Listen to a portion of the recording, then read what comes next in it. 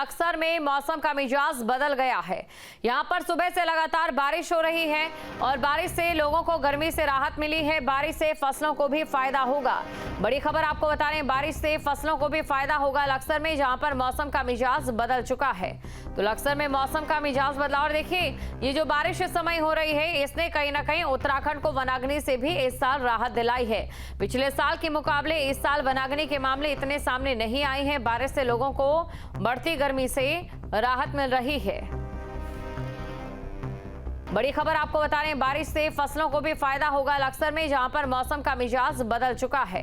तो लक्सर में मौसम का मिजाज बदला और देखिए ये जो बारिश इस समय हो रही है इसने कहीं ना कहीं उत्तराखंड को वनाग्नि से भी इस साल राहत दिलाई है। पिछले साल के मुकाबले इस साल वनाग्नि के मामले इतने सामने नहीं आए हैं। बारिश से लोगों को बढ़ती गर्मी से राहत मिल रही है।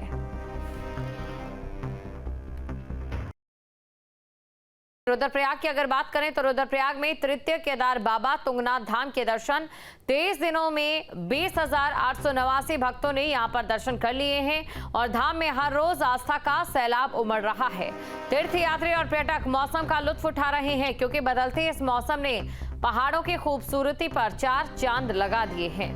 रुद्रप्रयाग की बात करें तो यहाँ पर 23 दिनों में 20,000 से भक्तों ने दर्शन कर लिए हैं। 20,000 से ज्यादा भक्तों ने दर्शन कर लिए और धाम में हर रोज आस्था का सैलाब भी उमड़ रहा है। तस्वीरें आपके सामने हैं। बारिश की वजह से, बदलते मौसम की वजह से प्रकृति में मानो प्रकृति की सुंदरता को 4 चांद लग गया हो। 20,889 भक्तों ने यहां पर दर्शन कर लिए हैं और धाम में हर रोज आस्था का सैलाब उमड़ रहा है। तीर्थयात्री और पर्यटक मौसम का लुत्फ उठा रहे हैं क्योंकि बदलते इस मौसम ने पहाड़ों की खूबसूरती पर 4 चांद लगा दिए हैं।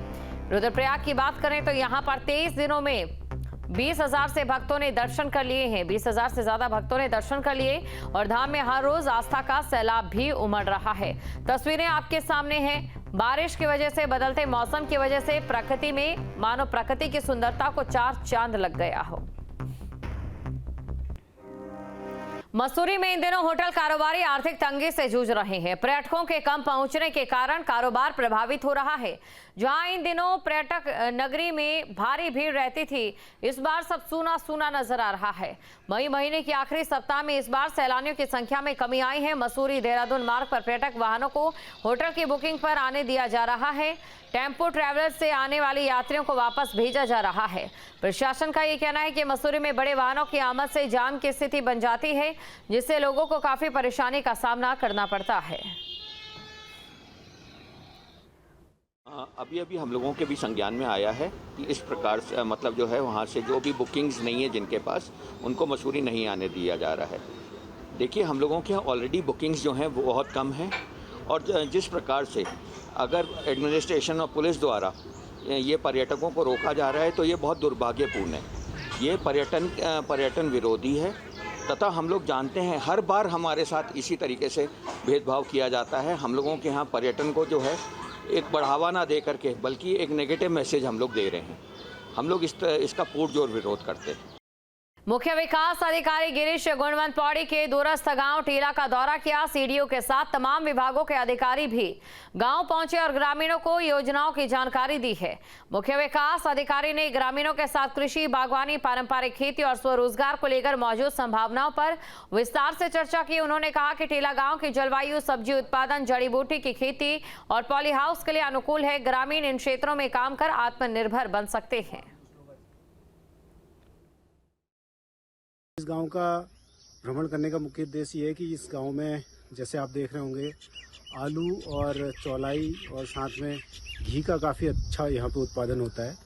तो हमने आज यहाँ के जो स्थानीय निवासी हैं उनसे वार्ता की है और इस आलू के और चौलाई को हम लोग कैसे आगे इनकी मार्केटिंग करा सकते हैं, इनको और अच्छा दाम कैसे दिला सकते हैं इसका, और साथ में जो लोग घी का उत्पादन करते हैं उसको हम लोग कैसे मार्केट से जोड़ सकते हैं।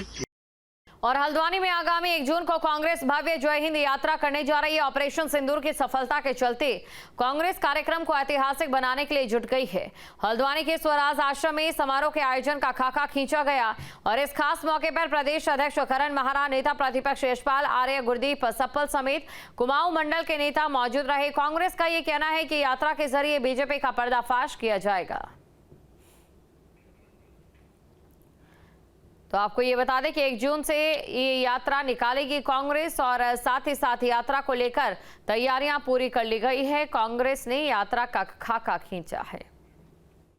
देखिए, 1 जून और कांग्रेस द्वारा आयोजित जय हिंद रैली हमारे शौर्य, पराक्रम, वीरता के प्रतीक हमारे सैनिक जिन्होंने हमेशा देश की सुरक्षा में अपना महत्वपूर्ण योगदान दिया है, सीमा की सुरक्षा की है और आज भी हम सुरक्षित हैं, अपने सेनाओं पर हमें गर्व है। उसी को लेकर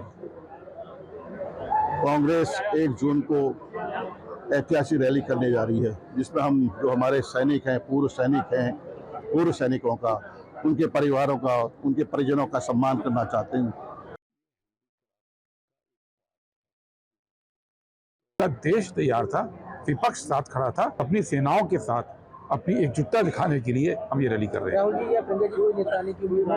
नहीं, ये पूरे देश में हो रही है, कौन कहाँ जाएगा ये भी तय होना बाकी है।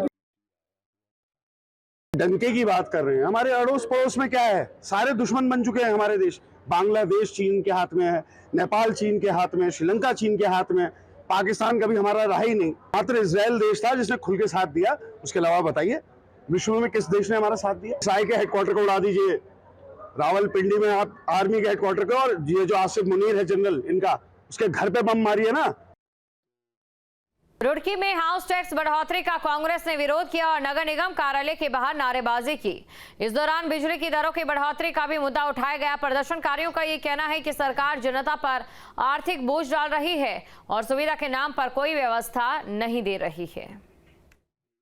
शासन से हमारी बात हुई, उन्होंने हमारी बात को गंभीरता से लिया और जो है शासन में पत्र लिखने का जो है उन्होंने आश्वासन दिया।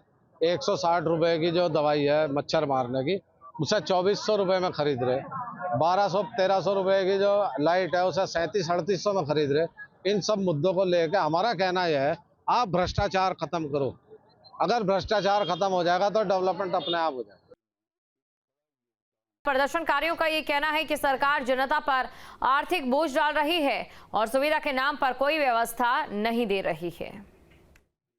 शासन से हमारी बात हुई, उन्होंने हमारी बात को गंभीरता से लिया और जो है शासन में पत्र लिखने का जो है उन्होंने आश्वासन दिया। 160 रुपये की जो दवाई है मच्छर मारने की, उसे 2400 रुपये में खरीद रहे। 1200-1300 रुपये की जो लाइट है उसे 3700-3800 में खरीद रहे। इन सब मुद्दों को लेकर हमारा कहना यह है, आप भ्रष्टाचार खत्म करो। अगर भ्रष्टाचार खत्म हो जाएगा तो डेवलपमेंट अपने आप हो जाएगा।